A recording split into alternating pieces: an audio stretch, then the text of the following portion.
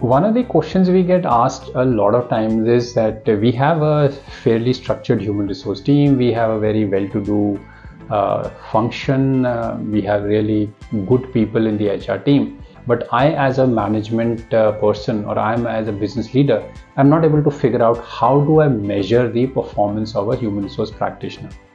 Specifically when it comes to doing appraisals or doing increments, how do I figure out whether they have done exceedingly well or they have done average or below average?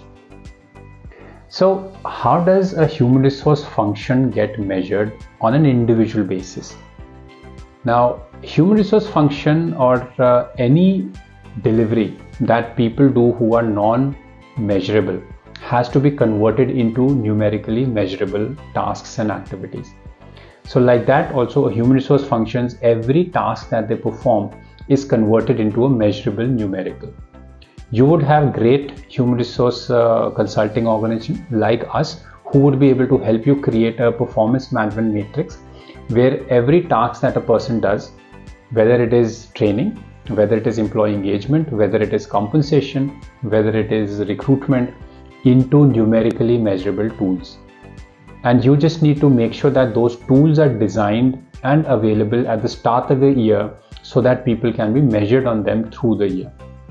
Let's, for example, take 2-3 from the recruitment function. In the recruitment function, you would ideally give targets to the recruitment team like how many positions are closed within the turnaround time of, let's say, 90 days or 60 days or 45 days, whatever you say. You would give a target that I want 90% of the positions to close within 80 days. Or you would give a target, I want the average cost of hiring to be 50,000 rupees.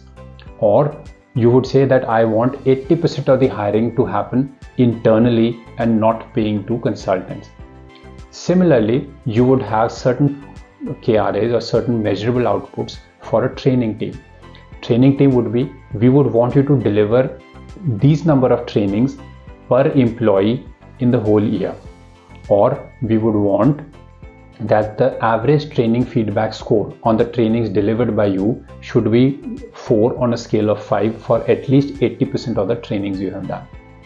Or we could have that you would have the training calendar published by this particular date, and at least 90% of the training calendar as published by you should have been delivered, ensuring that 80 or 90% of the population for which it was intended actually attended the program. Similarly, you could have for the operations function that we could give a target that 90% of the employee files should be complete within the 7 days of joining. Okay. The errors that we have in payroll processing should be less than 1% of the total transactions committed. The fines that we get for non-compliance on labor laws should be 0, or they should be at least addressed within the first notice itself. And employee engagement would be even more interesting, would be even more intriguing, that the employee satisfaction score for 90% of the employees should be greater than, again, a rating scale. Normally it's 5-point scale that we use in HR, on a 4 or on a 5-point scale. So you could say 90% of the people or 80% of the people.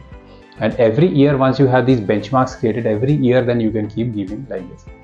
So the biggest thing is creating the task sheet, that these are the tasks you need to do, and then creating measurables in front of them, numerical. A human resource function is purely numerically measurable. You just need to make sure it is converted in that way. Once it is converted that way, then it is very easy to measure the performance of an HR practitioner and be very clear about how the team is performing and whether you have a great performing team or an average performing team or an underperforming team.